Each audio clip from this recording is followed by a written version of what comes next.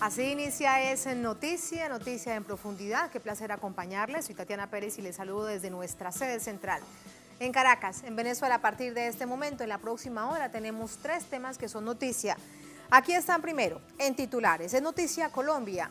En primer día de versión ante Tribunal de Paz, el excomandante del Ejército, Mario Montoya, declara que hará silencio.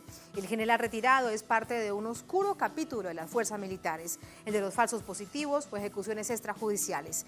¿Cómo lograr esa verdad? ¿Cómo lograr esa justicia? Vamos a profundizar en ello. Segundo tema de noticia en titulares, Siria. Idlib es un territorio en disputa entre el ejército y los grupos terroristas. ¿Qué significa este espacio geográfico para lograr el triunfo del gobierno en una guerra impuesta de hace más de 8 años? Nuestro corresponsal en Damasco, Hisham Wanus, está aquí en Caracas, nos acompañará aquí en nuestro estudio para conocer de esta realidad de primera mano. Tercer tema que es noticia, Ecuador. Este miércoles fue suspendido el juicio conocido como Sobornos, en el que el mayor imputado es el expresidente Rafael Correa. Sin pruebas, sin testigos manipulados, la defensa busca mecanismos legales para acabar con ese llamado lawfare. Tenemos ese panorama en Noticia que así comienza. Bienvenidos, bienvenidas.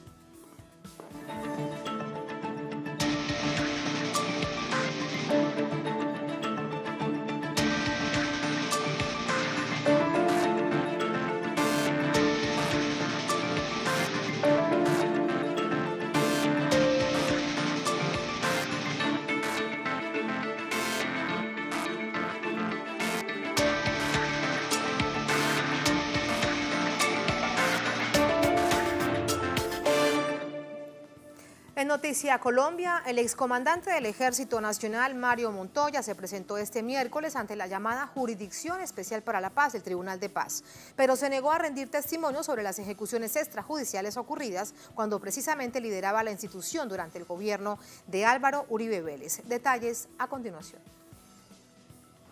Mario Montoya debía dar en la JEP su versión sobre el trágico capítulo de los llamados falsos positivos en Colombia. Pero según trascendió por el propio Tribunal de Paz, Montoya prefirió recurrir al derecho de guardar silencio. Se limitó a responder preguntas generales y no autoincriminatorias. El jueves también deberá responder a los magistrados y el viernes lo abordarán las víctimas de los falsos positivos. Más de 40 representantes de organizaciones afines estuvieron presentes. Estamos denunciando a Mario Montoya que diga la verdad para que esas mujeres que perdieron a sus hijos discapacitados, que los hicieron, que los mataron en ejecuciones extrajudiciales, los mal llamados falsos positivos, tengan de verdad justicia, que sepan qué pasó con sus hijos. Es el momento de que él no siga jugando con el dolor y con la responsabilidad que ha tenido con las víctimas en este país. La JEP adelanta la investigación de Mario Montoya con base en comparecencias de 11 militares en las que salió a relucir su nombre. También en 7 informes en los que se menciona a Montoya en torno a los falsos positivos, 2 emitidos por la Fiscalía y el resto por organizaciones sociales y colectivos jurídicos. De hecho, en 2016, la Fiscalía estuvo a punto de imputarle cargos por el delito de homicidio sobre 7 falsos positivos. Sin embargo, la sentencia se dilató y nunca llegó. Montoya fue comandante del ejército colombiano entre febrero de 2006 y noviembre de 2008, durante el gobierno de Álvaro Uribe, un periodo recordado por las mayores cifras de crímenes de Estado. Según cifras oficiales, más de 4.000 civiles fueron asesinados por agentes de las fuerzas de seguridad y presentados como guerrilleros muertos en combate. Por aumentar esa cifra, los militares eran recompensados con beneficios laborales, según decreto emitido por el Ministerio de Defensa. Mario Montoya es el mentiroso más grande que puede existir. O sea, y yo pienso que la vergüenza más grande para el ejército. Y a él le pagaban, y él tenía su sueldo, y él todo lo hacía por dinero, todas sus actividades dentro de la organización fueron por dinero. Entonces, esas eran las políticas de Mario Montoya. A mí no me traigan capturado, de dónde baja. Y si no había baja, mire a ver cómo hacen. Esas eran las palabras de él. Movimiento Nacional. El escándalo de los falsos positivos se destapó con las denuncias de las madres de Soacha en el 2007, cuyos hijos fueron víctimas del Estado. Sin embargo, desde hace 5 años ya denunciaban estos hechos. Se trata de uno de los capítulos más dolorosos para el pueblo colombiano en medio del conflicto armado y cuyas heridas aún siguen abiertas. ¿Y cómo finaliza esta jornada? Vamos hasta Bogotá con nuestro corresponsal Hernán Tovar. Hernán, ante esta decisión de guardar silencio, reacciones, ¿qué se dice en el país? Adelante. Tatiana, muy buenas noches. Pues sí, efectivamente las víctimas y las organizaciones de derechos humanos dicen que lo que se pretende es dilatar este proceso, no acudir a la verdad, a la justicia, a la reparación por parte del excomandante de las fuerzas militares, Mario Montoya.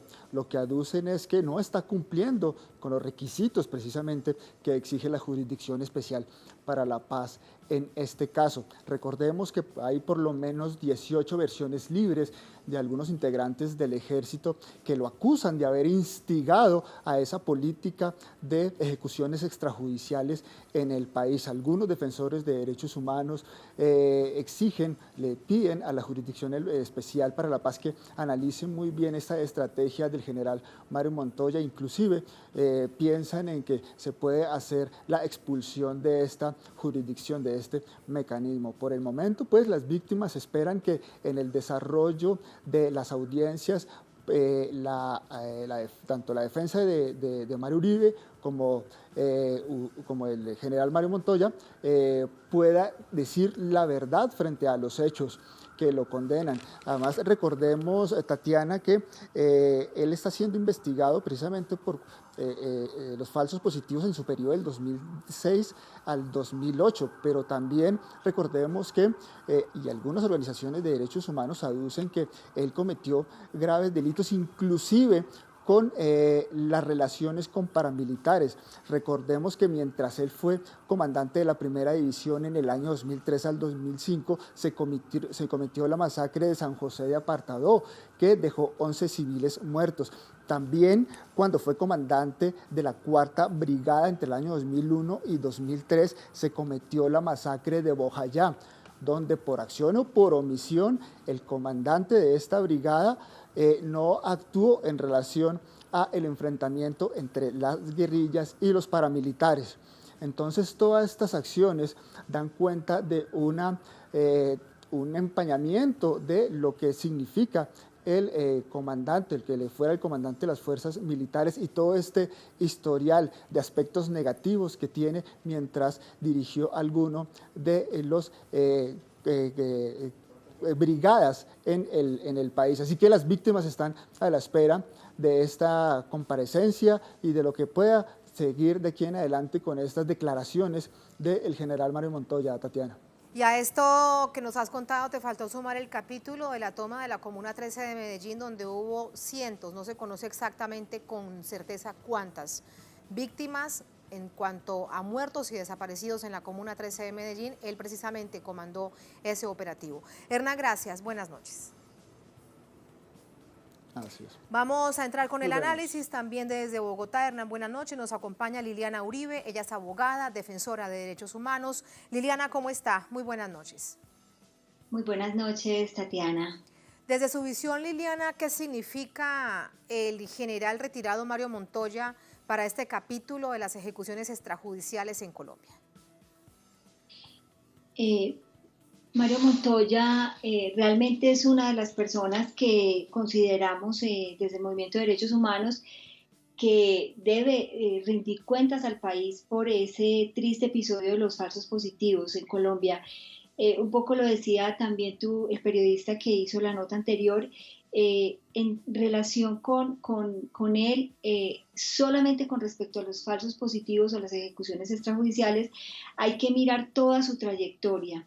Mira, nosotros hemos documentado incluso hechos en el año 1992 cuando se desempeñó como comandante del Comando Conjunto número 7 en Arauca.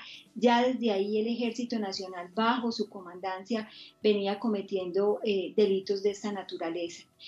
Cuando él llega a la comandancia de la Cuarta Brigada del Ejército en el año 2001, pasaron varias de las situaciones que tú mencionas, que la masacre de de Bojayá en el 2002, la incursión y la consolidación del paramilitarismo en la Comuna 13 y las desapariciones forzadas que se dieron en esa comunidad.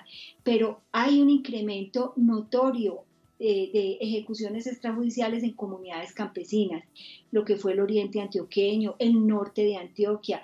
Empiezan a reportar los militares un incremento en ese tipo de hechos. Esto va muy de la mano con toda la ofensiva que el gobierno nacional en ese momento se planteó supuestamente frente a la insurgencia, frente a la guerrilla, después de que veníamos de un proceso de paz que había fracasado, y un poco eso es lo que lleva a mucha gente de la sociedad en Colombia para que se eligiera a Álvaro Uribe, y poco la política que él empieza a desarrollar era supuestamente mano dura frente a la insurgencia. Y lo que encontramos nosotros en todo ese recorrido de esa política de seguridad democrática, y en particular del general retirado Mario Montoya, es que él pasa en Antioquia en el momento en que inicia esa política de seguridad democrática, y ahí en la Cuarta Brigada se cometen muchas ejecuciones extrajudiciales. Luego él va ascendiendo en el mando, y esa misma práctica de las ejecuciones extrajudiciales se va incrementando en cada una de las unidades por las que él participa. Entonces, lo que la sociedad le está diciendo al general Mario Montoya es que tiene, con la Jurisdicción Especial para la Paz, que él decidió someterse. Él se acogió a la JEP voluntariamente, y uno de los requisitos sine qua non que exige la jurisdicción, que exige este sistema integral, es que quien llegue allí voluntariamente diga la verdad, que esclarezca cientos de crímenes que bajo su mando se cometieron. Y en ese sentido es el clamor que se está teniendo desde las víctimas y desde la sociedad civil. Sí, Liliana, hoy veíamos, de hecho apenas está comenzando, pero la postura del general Montoya es hoy hacer silencio, se acoge al derecho de silencio a través de sus abogados. ¿Qué sentido tiene entonces estar precisamente dentro de la Jurisdicción Especial para la Paz cuando con toda claridad tenían que saber que lo que debía hacer era decir la verdad? Bueno, o sea, el derecho a guardar silencio de una persona que está siendo juzgada, que está siendo procesada, es un derecho, y es un derecho que le asiste en el marco de la justicia ordinaria. Él tiene ese derecho, y es el Estado el que tiene el deber en esos casos de demostrar su culpabilidad. ¿Qué es lo que aconteció con la Jurisdicción Especial para la Paz? Es una justicia que se llama transicional, que surge de un acuerdo que firmó el gobierno, y el gobierno se comprometió a que los agentes del Estado, los agentes de la fuerza pública, llegaran a ese procedimiento sobre la base de garantizar los derechos de las víctimas, sobre la base de que ellos iban a decir la verdad plena y completa. Entonces, esa es la exigencia, ese es el sentido de la Jurisdicción Especial para la Paz. Si no se acogen a esos principios, entonces que vuelva el proceso a la justicia ordinaria. Exactamente, porque esto lo que parece es un engaño entonces a las propias víctimas. Decido voluntariamente acogerme a la Jurisdicción Especial para la Paz, pero llego al momento de rendir esta versión libre y digo que me acojo al derecho de silencio. Parece una burla a las víctimas. ¿Cuál es tu visión? Es una burla totalmente, y eso era lo que sentían las víctimas en el transcurso del día de hoy. Entonces, mira, hay una negativa a responder lo que está presentando, lo que le están formulando los magistrados. Hay una negativa a formular, a responder sobre las preguntas obvias que le hace la Jurisdicción Especial para la Paz, los magistrados, cuando él tiene ese deber. Creo que la defensa del general retirado Mario Montoya está asumiendo que tiene las mismas garantías, que tiene las mismas, se encuentra en la misma situación que si nos estuviéramos encontrando en un proceso adversarial en la justicia ordinaria. Entonces, si él entra a la Jurisdicción Especial para la Paz, tiene el compromiso de decir la verdad. Obviamente, él va a decir su verdad. ¿Qué es lo que pasa? Que en el expediente, no solamente en estas versiones voluntarias que se han dado de varios soldados y soldados incluso altos mandos también en el ejército, que han señalado elementos de juicio sobre la responsabilidad del general retirado Mario Montoya. Entonces, él que diga su verdad, pero que hable, que se plantee lo que él cree que pasó, y será ya también en el marco de la Jurisdicción Especial para la Paz, con otras versiones que se han venido sosteniendo y con la verdad de las víctimas y las evidencias que se han recogido desde el movimiento de derechos humanos, donde se entraría a establecer esa responsabilidad. Pero él no está asumiendo una actitud de colaboración con la justicia, de compromiso con un proceso de paz, que para las víctimas que lo aceptaron y que creen en esta justicia es un deber que él tiene. De no aceptar, de no decir la verdad en el marco de este proceso dentro de la Jurisdicción Especial para la Paz, debería volver entonces a la justicia ordinaria. ¿Qué pasa con la investigación que ya está abierta dentro de la Fiscalía General de Colombia, pero que prácticamente no avanza? Mira, él tiene varias denuncias, varias investigaciones en la Fiscalía General de la Nación. Realmente también hay que hacer un fuerte cuestionamiento a la Fiscalía General, en el sentido de que durante muchos años los procesos contra Mario Montoya no han avanzado, y pasa también por las mismas exigencias que está haciendo la Fiscalía de la Corte Penal Internacional. Tenían hace muchos años que mostrar resultados en las investigaciones de los altos mandos militares, y aquí tenemos un gran problema, una gran impunidad que se trae desde la Fiscalía.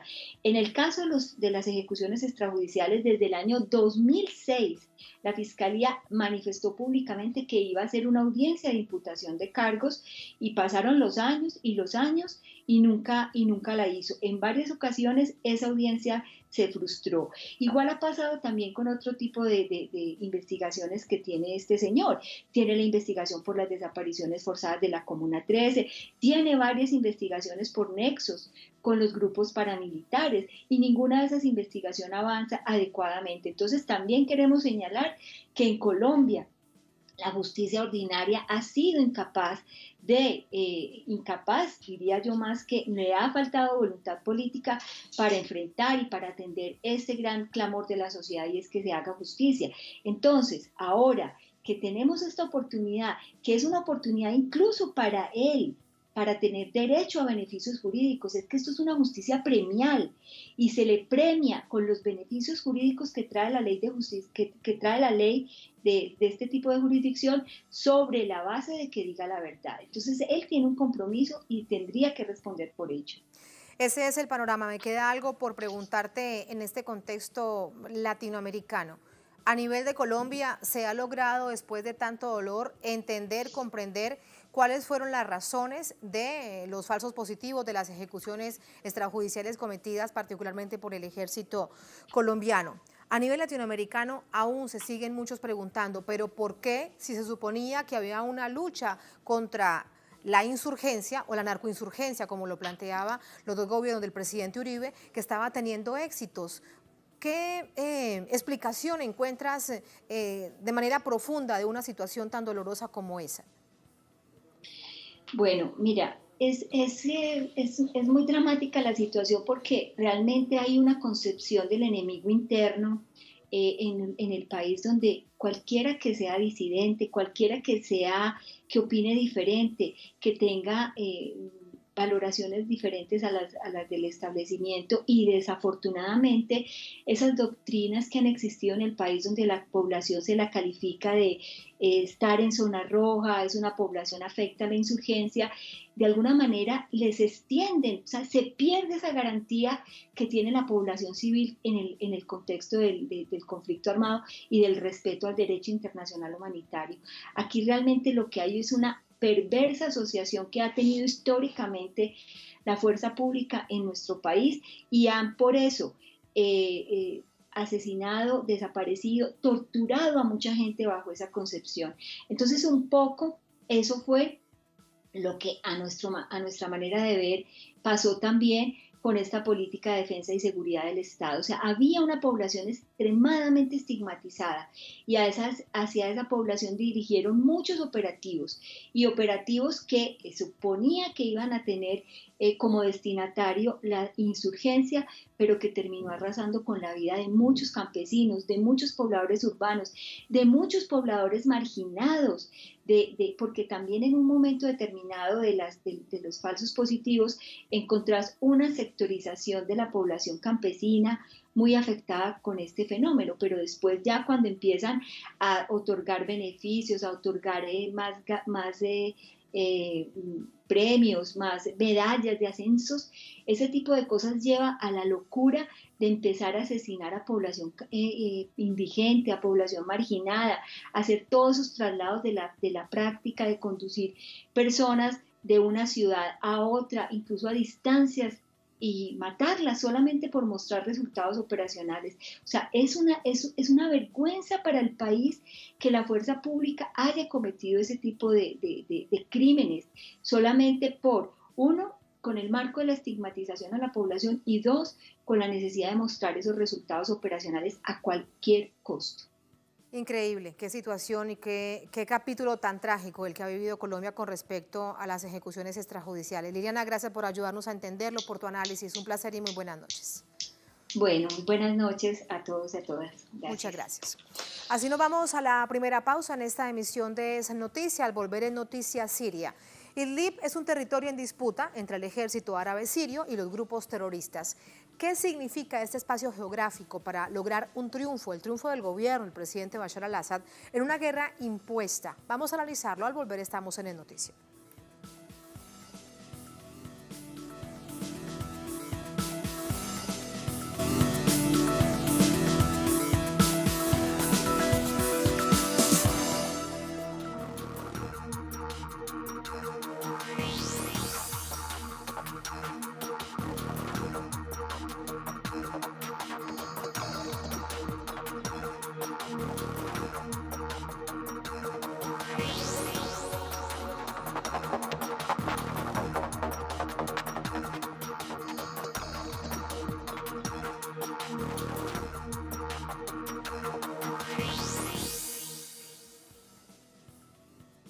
En Noticias Siria, el ejército árabe sirio continúa su avance sobre Idlib, considerado el último bastión controlado por grupos terroristas.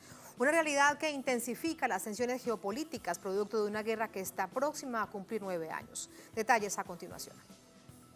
La avanzada de tropas del gobierno sirio, con apoyo de fuerzas rusas, expulsa el remanente de terroristas que azota al país desde marzo de 2011, aliados a fuerzas de la OTAN, encabezados por Estados Unidos. En estos más de 8 años de conflicto, el gobierno sirio ha denunciado que Estados Unidos y sus aliados financian, entrenan y otorgan armas a grupos terroristas como el Frente al-Nusra y el autodenominado Estado Islámico, con el objetivo de derrocar al presidente legítimo Bashar al-Assad e imponer una transformación política a favor de los intereses estadounidenses. Las consecuencias son catastróficas. 6.3 millones de refugiados y 6 millones de desplazados internos son rostros visibles de la devastación. Este es nuestro 10º desplazamiento. Estábamos en Yarginaz, huimos a Kitian, y de Kitian huimos a Kurd-Nouran, y de Kurd-Nouran huimos a Abian, y luego a Hassano. Pero ahora nos estamos preparando para irnos, pero no sabemos a dónde. No pudimos encontrar una casa o un hogar, así que ahora solo estamos llevando nuestras cosas al campo. Tal vez simplemente nos sentemos debajo de un olivo.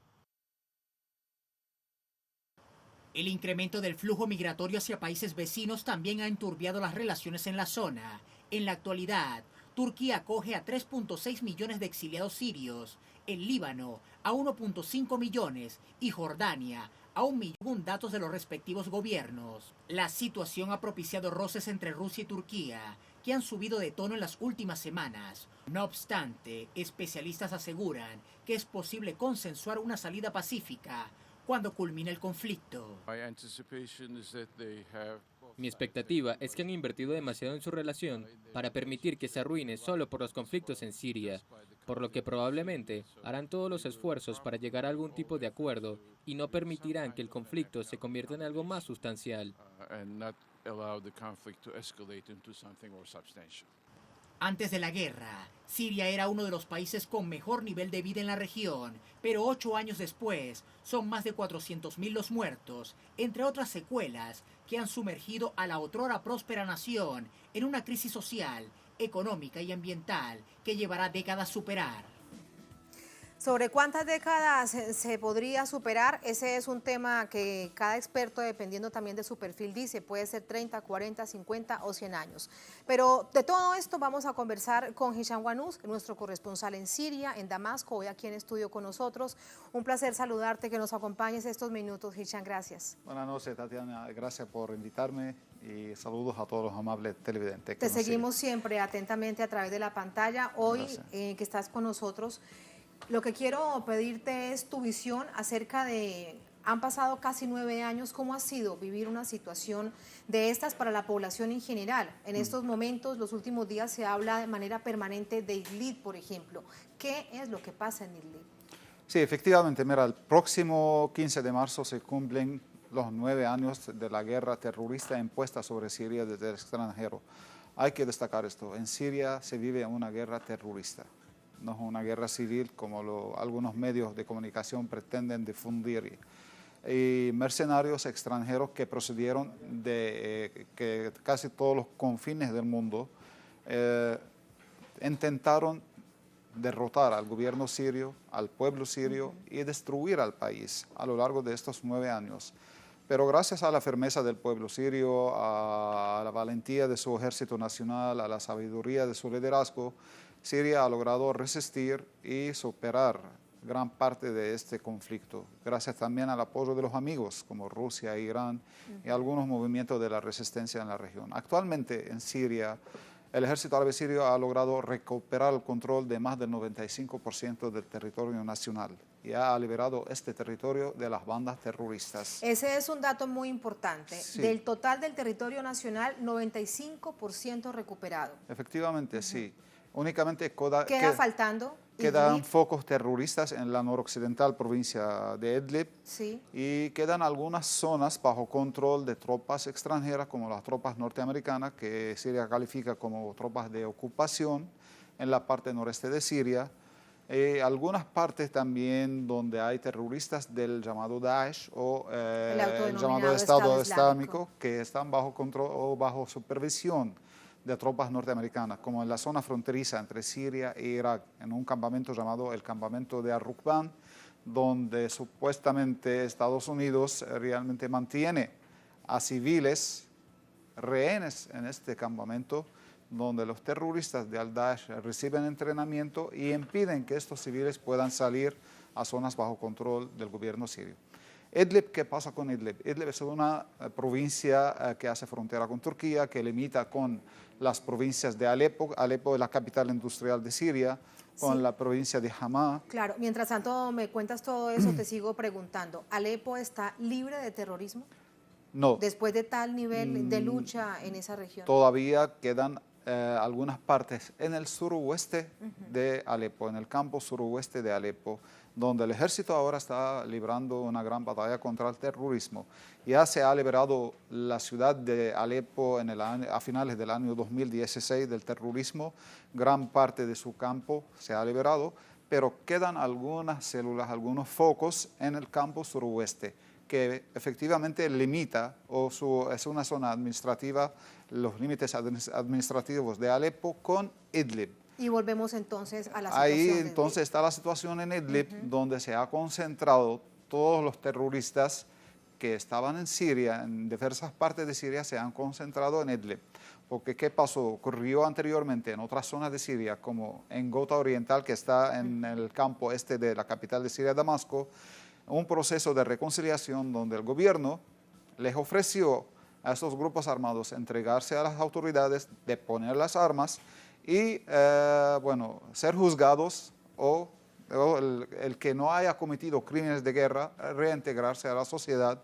Si son sirios, los extranjeros serán deportados a sus países. En esta situación también se ofreció la posibilidad de que estos grupos armados, si no quieren entregarse a las autoridades, que salgan de esta zona hacia otras zonas donde estaban bajo control de los terroristas. Y de estas zonas, Idlib. Y la gran mayoría de los grupos terroristas escogieron ir hacia Idlib. Y ahí se concentraron porque tiene frontera con Turquía y pueden, a través de esta frontera, no sé, tener salida cuando están acorralados ahí. El ejército árabe sirio dio chance para que estos terroristas en Idlib se entreguen, depongan las armas y poder resolver el problema de forma pacífica para evitar que haya bajas mortales en la población civil. Aceptó el acuerdo que se alcanzó entre Rusia y Turquía, el acuerdo de Sochi, de las zonas desmilitarizadas o de desescalada, alcanzado en septiembre de 2018, de aplicar una zona desmilitarizada entre las Fuerzas Armadas sirias y los grupos armados y terroristas que están en Idlib, en una franja de 20 kilómetros, donde esta franja no tenía armas pesadas y no deberían tener terroristas. Pero este acuerdo no fue aplicado. Los terroristas... ¿Quién falló principalmente en el acuerdo? Los terroristas. Efectivamente, los terroristas no aplicaron este acuerdo. Turquía intentó presionarlos para que ellos aplicaran este acuerdo, y Rusia también, pero los terroristas realmente reciben apoyo y órdenes e instrucciones de otros países occidentales encabezados por Estados Unidos. Y siguen siendo entonces una alerta permanente, porque es una región que está dentro de Siria. Efectivamente. ¿Con cuántos? ¿Se sabe por lo menos cuántos puede haber allí? ¿Cuántos Ahí terroristas hay en alrededor más de 30.000 terroristas que están... Es todo un ejército. Sí, efectivamente, un ejército todo preparado, bien preparado, adiestrado. Bien armado. Bien armado, tiene armamentos, incluso en algunas zonas que fueron liberadas recientemente en Idlib, que suman ahora más de 160 localidades en Idlib y en Alepo, que fueron liberadas desde a mediados de enero pasado hasta la fecha. Se han encontrado almacenes de armamentos de fabricación y de procedencia extranjera, precisamente de Estados Unidos, de Israel también hay otro armamento y de algunos países occidentales y regionales. Eso evidencia las denuncias de Damasco y Rusia de que estos extranjeros siguen recibiendo apoyo de estos países extranjeros, porque también el día de hoy Rusia y Siria emitieron un comunicado conjunto a la jefatura de Estado Mayor de ambos países de que lo que está haciendo el ejército árabe sirio en Idlib es en respuesta a la constante violación por parte de los grupos terroristas al acuerdo de Sochi y al acuerdo del alto el fuego que fue establecido en Idlib desde el pasado 14 de enero por mediación de un acuerdo también ruso-turco para apaciguar la situación, para impedir, reducir la tensión en Idlib. Pero lamentablemente los terroristas violaron este alto el fuego y siguieron atacando a zonas residenciales y a posiciones militares del ejército árabe sirio en el perímetro de Idlib, en Alepo, en Latakia, y causaron en estos meses, en enero, desde el pasado mes de enero hasta la fecha, de más de 350 personas. Más 200 de ellas eran militares y el resto civiles indefensos, en su mayoría mujeres y niños. Perdieron la vida debido a estos ataques terroristas que utilizaron cohetes, proyectiles de mortero, carros bomba, también aviones no tripulados para llevar a cabo estos ataques. Y precisamente los aviones no tripulados fueron utilizados también para atacar la base rusa, base aérea rusa de Hmeimim, que está en la cercana provincia costera de Latakia. Hace unas horas Rusia lo denunciaba. Sí, lo denunció y siempre los sistemas de defensa antiaéreos rusos que están desplegados en esta zona lograron detectar estos objetivos y neutralizarlos antes que llegasen a la base. Qué situación tan trágica, porque bien me dices, se ha recuperado el 95% del territorio, pero sobre este 5 hay todo un ejército. En medio hay población civil y además está muy bien armado. ¿Qué se necesita entonces? Porque están hablando con terroristas y el terrorismo evidentemente no entiende de derecho internacional, ni derecho internacional humanitario, ni de ninguna norma. En primer lugar, lo que hay que cesar es el apoyo extranjero a los grupos terroristas. Esto no va a cambiar porque realmente hay países interesados en mantener la tensión en Siria, en mantener el caos y la crisis y impedir que haya una solución al conflicto, impedir que este país pueda recuperar la seguridad y estabilidad, porque Siria representa un pilar importante del bloque de la resistencia a la ocupación israelí en la región, este bloque que integra a Siria, Irán, Irak, el Líbano y a otros movimientos de resistencia. Claro, mantener a Siria debilitado beneficia a Israel, en primer lugar, ¿entiendes? Sí. Y también beneficia a Estados Unidos porque quiere imponer su hegemonía en toda la región. Y Siria siempre estuvo en contra y les permite además generar más acusaciones a Irán de apoyar al gobierno de Siria. Irán es otra otro caso Sí. completo, ¿no? Porque Irán siempre estuvo de parte de Siria y contra de Israel, razón por la cual es atacada por Estados Unidos, ya sea a nivel económico o a nivel mediático, y últimamente intentaron provocar protestas y caos como lo hicieron en Siria, en Irán, pero fracasaron. Pero fracasaron. Sí, lo que te quería preguntar, toda esta situación entonces en Idlib, que lamentablemente tal panorama tan trágico para la población civil, si se mantiene de esta manera, sigue siendo una presión para el derrocamiento del presidente Bashar al-Assad. Parece como una especie de venganza. Sí, 9 años en los que no te derroqué, pero tengo una parte del territorio. Sí, pero no lo pueden lograr porque en primer lugar hay que destacar que el gobierno sirio, las tropas sirias en conjunto con la policía militar rusa, establecieron 3 corredores humanitarios para la evacuación de los civiles de las zonas bajo control de los terroristas hacia zonas bajo control del ejército árabe sirio, donde también estos 3 puntos de control están equipados con clínicas móviles, el gobierno ofrece tratamiento médico, ayuda alimenticia y autobuses para transportar a los civiles evacuados a centros de alojamiento temporal o a sus lugares de origen en las zonas liberadas. Lamentablemente hasta el momento no se ha logrado la evacuación de gran parte de los civiles porque los terroristas impiden la salida de estos civiles, impiden su llegada a los corredores humanitarios. De modo los que usan ellos, de escudo en Idlib, efectivamente, usan de escudo a los civiles. Los utilizan de escudo humano para impedir que el ejército pueda seguir avanzando en su contra. Los intimidan, los amenazan e incluso han sembrado de minas y artefactos explosivos todas las carreteras secundarias que dan a estos corredores humanitarios para impedir que esta gente llegue. Incluso cuando llegan esta gente a los corredores, los atacan con proyectiles de mortero para matarlos antes que puedan salir de... Entonces es una herramienta de presión y lo más lamentable es que organizaciones internacionales se prestan a favor de esta campaña. Damasco denuncia que Naciones Unidas y otros países miembros permanentes del Consejo de Seguridad de la ONU utilizan el caso humanitario, lo politizan, ¿entiendes?, para utilizarlo como excusa para detener la ofensiva antiterrorista. Si alguien debería llegar hasta Idlib, debería ser la misión de Naciones Unidas de los Derechos Humanos, por ejemplo, que se envíe una misión. Pero no lo envían, sí. Y porque según Damasco y según sus aliados, se someten a la voluntad de Estados Unidos. Claro. Y hay otro caso que es muy importante destacarlo, es el caso de las armas químicas, que también Rusia y Siria advirtieron en numerosas ocasiones que en el mismo Idlib, en Alepo, los terroristas en conjunto con los llamados cascos blancos, que se presume como una organización de rescate humanitaria, pero realmente es una organización terrorista que apoya, están preparando un montaje químico en Idlib para después atribuirlo al ejército árabe sirio y así atraer una intervención extranjera a su favor. Sería una nueva intervención extranjera. Desde finales del año pasado, Hisham, eso es lo que se ha venido denunciando. De nuevo intento operativo de falsa bandera. ¿Qué hacer ante una situación de esas? ¿A quién pedirle realmente ayuda para desmontarlo ante una situación tan calamitosa?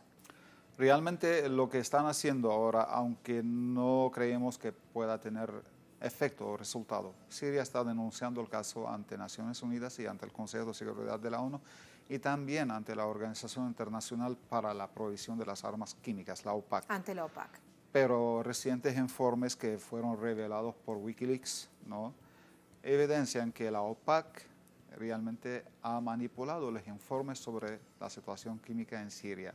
Algunos expertos que llegaron a Siria de la OPAC, ellos mismos dijeron que lo que está en los informes contradice lo que hemos presenciado, lo que hemos hecho.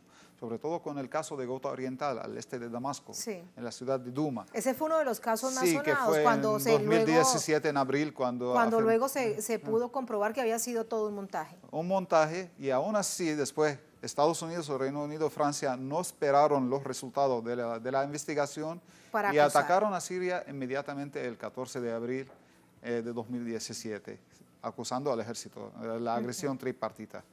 Y esto pretenden ahora repetirlo otra vez en Idlib para impedir que los terroristas sean derrotados de forma completa. Lo más hay que destacar otra cosa muy importante. Aun cuando el ejército árabe sirio haya recuperado el control de gran parte del espacio sirio, del territorio nacional sirio, aun cuando ha logrado restablecer la seguridad en gran parte de Siria, pero ahora estamos enfrentando otra fase de la guerra que lleva ya 9 años. Es la guerra económica, que tiene también otras secuelas y repercusiones más devastadoras de la guerra terrorista que enfrenta Siria, porque están castigando a este pueblo que ha resistido y ha seguido apegado a su ejército, a su liderazgo en frente de estos planes. Y lamentablemente... ¿Y cómo se refleja esto? Sobre todo cuando existen los informes, nos hablabas, por ejemplo, de Alepo, la ciudad industrial del país, que prácticamente no hay sistema industrial, todo está sí, acabado. efectivamente. Ahora los ciudadanos de Alepo, hay iniciativas populares, hay iniciativas del gobierno que están recuperando la industria en Alepo. Miles de plantas volvieron a funcionar, pero esto no es suficiente. El gobierno está tratando de rehabilitar la infraestructura, los servicios básicos de los ciudadanos como agua potable, electricidad, transporte, carreteras, comunicaciones, pero la construcción como tal, la reconstrucción. La infraestructura como tal y las viviendas distribuidas, eso requiere de grandes recursos que Siria ahora no los posee porque la economía ha sido dañada gravemente debido al bloqueo y a esta situación.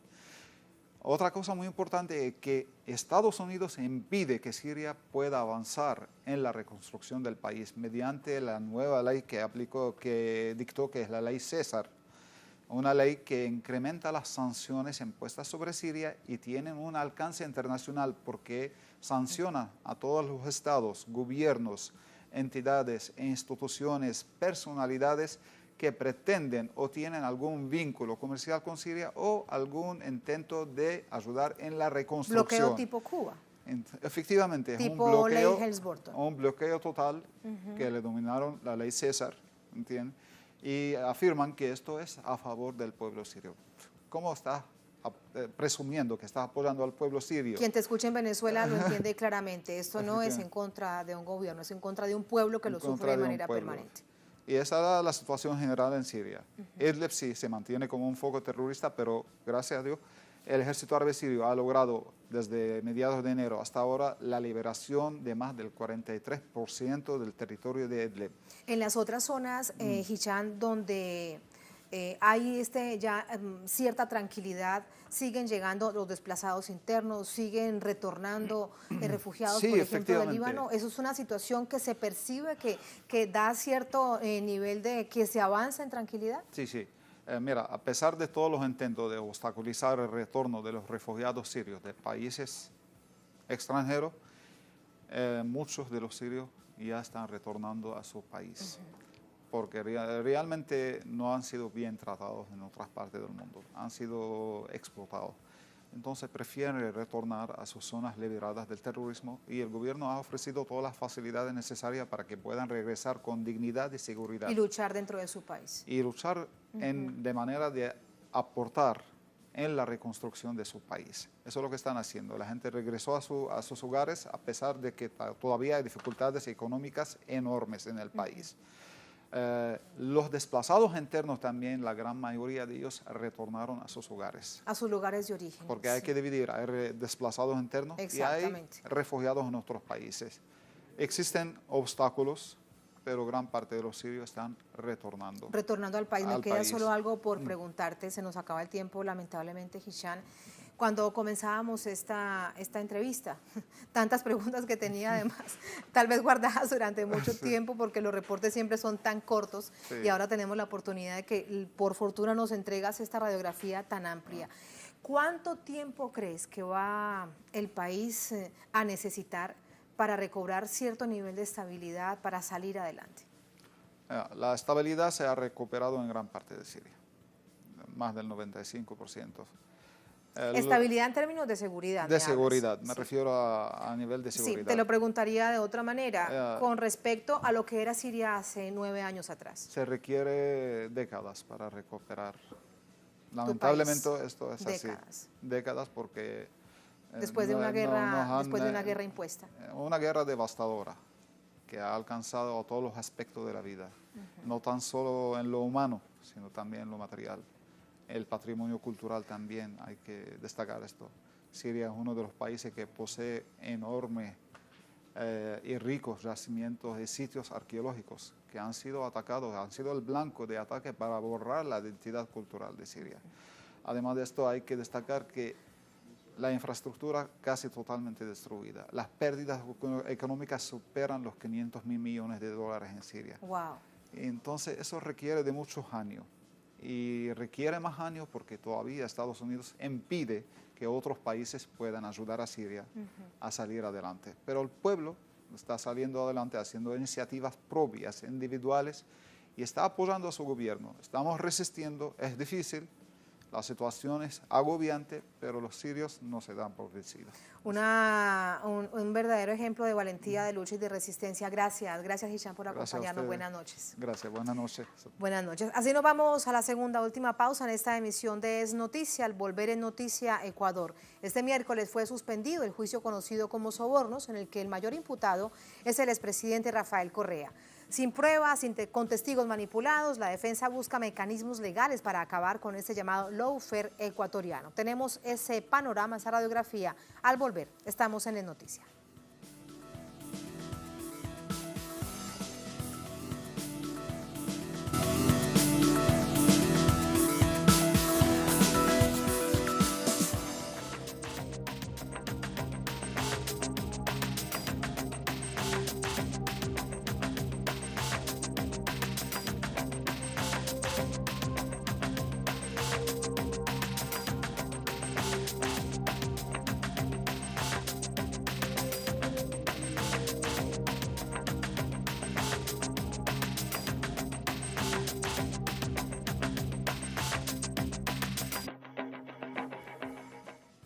En Noticia de Ecuador se suspende esta jornada el juicio por el caso conocido como Sobornos, en el que es imputado el expresidente Rafael Correa. Su defensa presentó una recusación. Este lawfare está en marcha. El Tribunal Penal de la Corte Nacional de Justicia de Ecuador suspendió el juicio contra el expresidente Rafael Correa por la recusación que presentó su defensa. El abogado Fausto Garrín expuso que los jueces designados para el juicio no son competentes y que presuntamente existen arbitrariedades e ilegalidades en el proceso. El proceso judicial que había iniciado este lunes incluyó supuestos delitos de corrupción relacionados al denominado caso Sobornos, en el que se investiga un supuesto esquema paralelo de financiación electoral e implica a 21 exfuncionarios y empresarios, incluido el expresidente Correa, quien actualmente reside en Bélgica.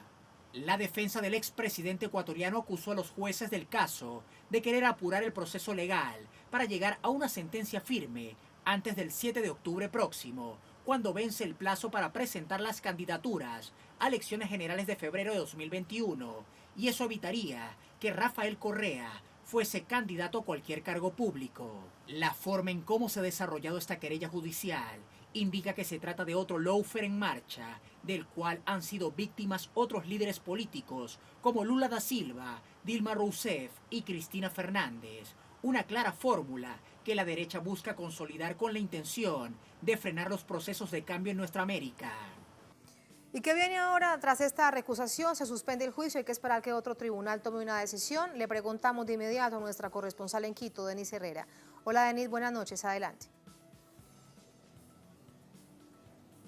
Hola Tatiana, qué gusto saludarte a ti, a toda la audiencia de Telesur a esta hora que se conecta por nuestra pantalla. Así es, hoy se aceptó la demanda de recusación presentada por el abogado de Rafael Correa, presentada por el abogado Fausto Garrín, que procede en este momento. Tatiana, se suspendió la audiencia como lo escuchábamos anteriormente. Lo que sigue ahora y que ya ha notificado la Corte es que se retome esta audiencia de recusación, se toma la solicitud presentada por el abogado de Correa. Este viernes la Corte Nacional ha llamado ya audiencia a la defensa de Rafael Correa. Esto se da en el marco de que el abogado ha denunciado diferentes irregularidades, pero sobre todo ha cuestionado a los jueces que estaban liderando esta audiencia. Esta recusación fue presentada frente a los jueces Iván León, Marco Rodríguez e Iván Saquicel. En este contexto, ahora el viernes tendrá que resolverse si se aprueba o no esta solicitud de recusación. En el caso de aprobarse, tendrán que reestructurar el tribunal de los jueces que liderarán la audiencia y se retomará nuevamente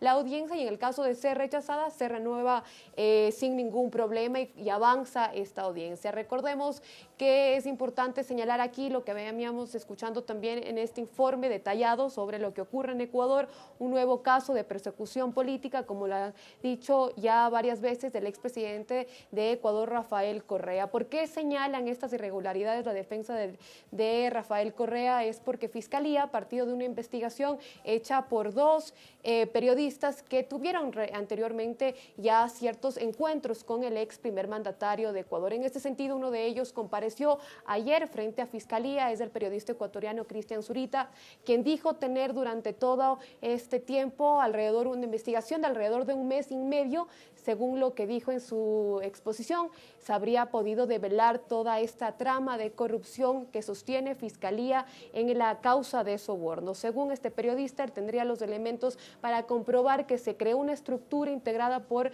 diferentes servidores públicos que habrían recibido coimas a cambio de contratos públicos. Se le preguntó también de parte de las diferentes defensas de los procesados si el periodista se había entrevistado con las dos principales acusadas también, que es una ex asesora y una ex asistente de Rafael Correa, lo que dijo que nunca se había entrevistado con ellas. Sin embargo, ratificó y dijo que todo lo que él había expuesto en esta investigación había sido reconfirmado. Sin embargo, era uno de los periodistas y uno de los testigos que la Fiscalía esperaba también llamar y que tenía mucha expectativa frente a la ciudadanía y frente a los medios locales de Ecuador. Sin embargo, pudimos calificar, y como también lo dijo el abogado de Rafael Correa, es algo que se tiene, que asumen que se tiene orquestado. Además, también se entrevistaron a ciertos coroneles de la Policía Nacional. Hoy también estuvieron testificando diferentes personas, dentro de ellos trabajadores de productoras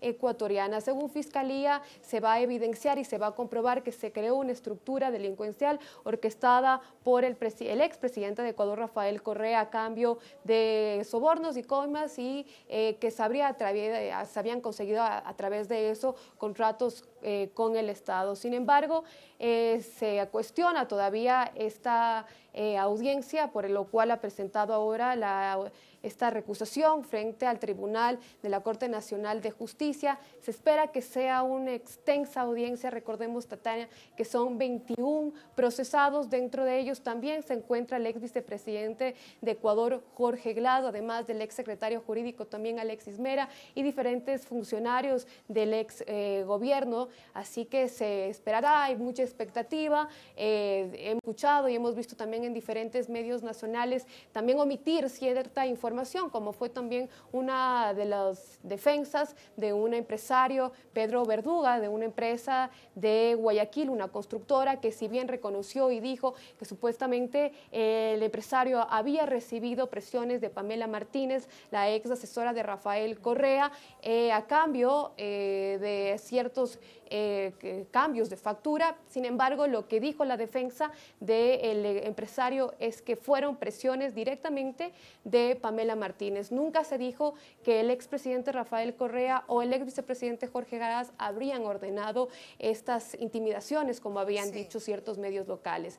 Así que bueno, se tiene expectativas, se espera que esta audiencia de recusación sea a las 10 de la mañana, hora Ecuador, donde se resolverá si se reestructura o no el tribunal de los jueces para que lideren este caso denominado por Fiscalía Sobornos. Y en todo caso, durante esta jornada algo queda claro: quien iba a presentar las pruebas porque dice que las tenía, resulta que no las presenta. Y con pruebas es que se debe avanzar en un proceso que de hecho es tan delicado. Así van las cosas. Gracias, Denise, por todos estos detalles, por esa explicación. Buenas noches.